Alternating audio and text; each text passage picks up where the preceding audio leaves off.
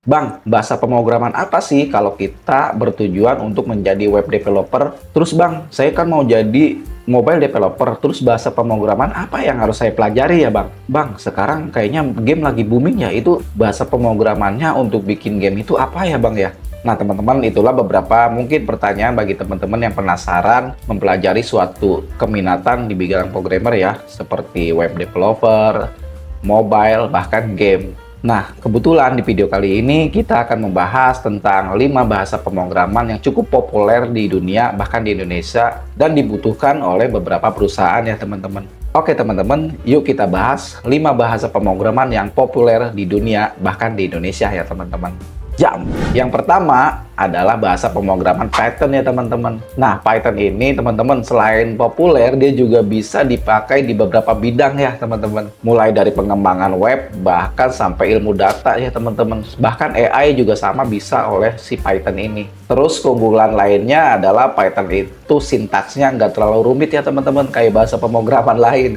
Dia agak lebih gampang gitu ya teman-teman mempelajarinya. Library-nya juga banyak, framework-nya juga lumayan agak banyak ya teman-teman. Nah, kalau Python ini cocok bagi teman-teman yang semisal mau belajar pemrograman tapi kayaknya belum ada keminatan khusus nih. Nah, teman-teman boleh belajar bahasa pemrograman Python seperti teman-teman. Karena dia itu bahasanya mudah untuk dipelajari.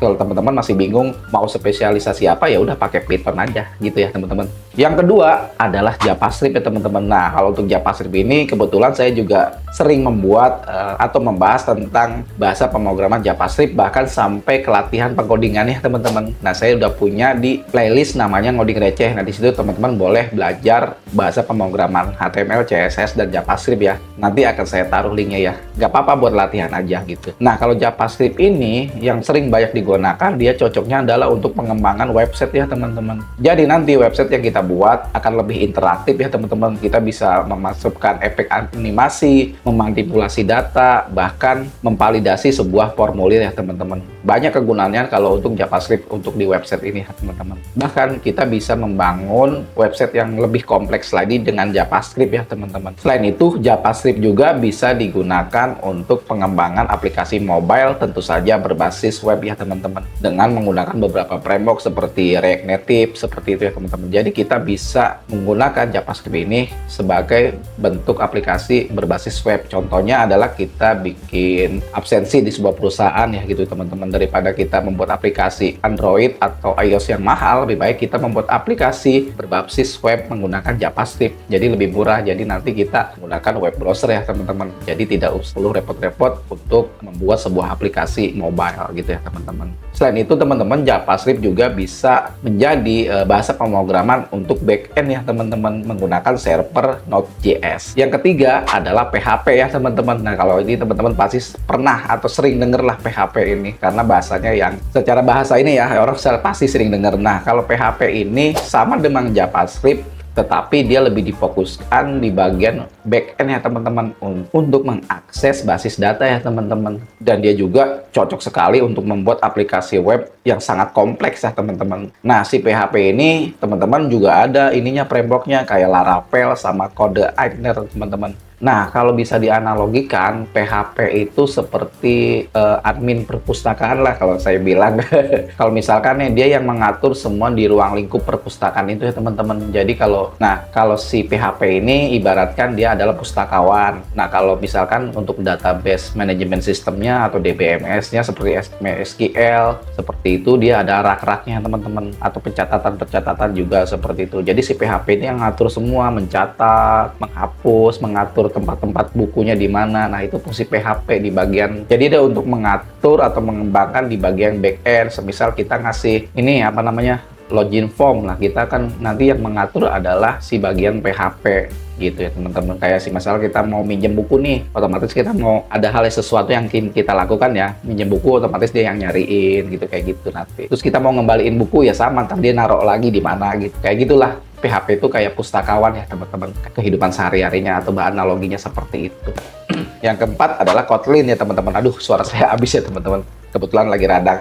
Nah, kalau Kotlin ini cocoknya adalah untuk mobile developer ya teman-teman. Jadi dia ini sebenarnya anak dari Java sih teman-teman kalau Kotlin ini. Tapi kalau Kotlin ini salah satu bahasa pemrograman yang sudah mendapatkan dukungan resmi ya teman-teman, dukungan resmi dari Google untuk membuat aplikasi di Play Store ya teman-teman. Jadi aplikasi-aplikasi yang di Play Store itu menggunakan bahasa pemrograman Kotlin ya teman-teman. Java juga ada. Sebenarnya Kotlin itu juga bisa untuk iOS ya teman-teman. Cuman dari si iOS sendiri atau Apple sendiri agak sedikit mempertahankan diri bahwa dia punya bahasa sendiri ya teman-teman, yaitu Swift. Jadi kalau untuk Kotlin bisa, cuman dia memakai aplikasi ketiga ya teman-teman dari si Apple juga. Ya sama aja, si Apple itu nggak mau ada bahasa pemrograman lain yang selain dia ciptakan ya teman-teman ya. Ya namanya juga perusahaannya seperti itu. Jadi Kotlin ini cocok bagi kamu yang ingin menjadi Android developer ya teman-teman. Itu belajarnya Kotlin. Kalau untuk Apple itu bahasa pemrogramannya adalah Swift.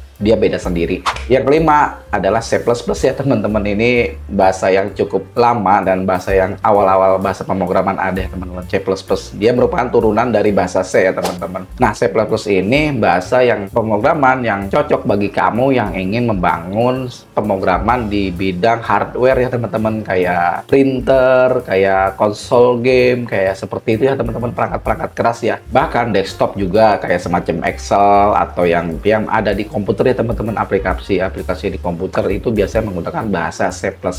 Dan untuk bahasa C++ ini dia cukup sulit untuk dipelajari karena dia adalah bahasa assembly ya teman-teman, atau bahasa mesin. Jadi kalau bahasa mesin itu dia tidak perlu menggunakan interpreter ya teman-teman. Nah, kalau keempat bahasa tadi dia memerlukan interpreter ya teman-teman, apalagi Python. Semakin sulit bahasa berarti itu semakin cepat nanti ya teman-teman untuk prosesnya. Kayak C++ ini kan dia untuk hardware, maka dia prosesnya cepat ya teman-teman. Kalau untuk bahasa JavaScript, PHP, Python itu dia memerlukan interpreter ya teman-teman. Jadi ketika kita menulis sintaks yang mudah itu di Python atau JavaScript, nah nanti dia akan melewati interpreter dulu. Interpreter ini adalah untuk memfilter untuk dia nanti menjadikan bahasanya adalah bahasa mesin ya teman-teman. Jadi nanti bisa dimengerti oleh si komputer itu ya teman-teman. Jadi kadang-kadang agak lemot ya itu karena dia harus disaring dulu di interpreter gitu. Kalau C++ itu enggak, dia memakainya compiler seperti itu, bahasanya langsung, jadi dia cepat gitu ya teman-teman. Jadi kalau untuk bahasa C++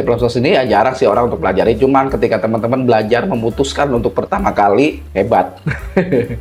Karena kalau dia belajar pemrograman bahasa C untuk yang pertama kali, setidaknya ketika mempelajari bahasa-bahasa yang lain kayak JavaScript, Python, dan lain itu terasa sangat mudah ya teman-teman. Karena kenapa? Ya karena bahasa C itu ya cukup rumit untuk dipelajari. Gitu teman-teman. Jadi ya ketika kamu pertama kali belajar C++ ya dilancarin, difokusin. Ketika kamu belajar yang lain, gampang banget ya teman-teman. Kecuali kamu pertama kali belajar Python lalu loncat ke bahasa C++, ya kamu akan pusing sendiri gitu. Seperti itu ya teman-teman perbandingannya. Karena bahasa-bahasa yang lain, Python, JavaScript itu ya turunan-turunan juga dari bahasa C ya teman-teman, seperti itu. Oke, tadi kita sudah membahas Python. Nah, Python ini cocok bagi kamu yang ya istilahnya gabut lah, pengen belajar tapi nggak tahu keminatannya apa gitu, karena dia sintaksnya gampang. Yang kedua adalah JavaScript. Nah, ini cocok bagi kamu yang ingin menjadi seorang web developer. Nah, yang ketiga adalah PHP. Ini cocok bagi kamu yang ingin belajar web developer juga, cuman di bagian back-end ya teman-teman, yang mengatur atau istilahnya admin untuk database suatu website ya teman-teman. Yang keempat adalah Kotlin. Nah, ini cocok bagi kamu menjadi seorang mobile developer khususnya Android ya teman-teman. Yang kelima adalah bahasa C++. Nah, ini bagi kamu yang ingin menjadi seorang desktop maupun hardware developer gitu ya teman-teman. Oke teman-teman, itulah 5 bahasa pemrograman yang bisa jadi rekomendasi dari saya buat teman-teman untuk belajar ke depannya seperti apa. Yang penting teman-teman ketika belajar bahasa pemrograman adalah yang konsisten, sabar, dan kalau ada bug atau ada error itu ya jangan pantang menyerah untuk mencari apa sih letak kesalahannya. Kadang-kadang cuma titik, koma aja kurang ya bisa error.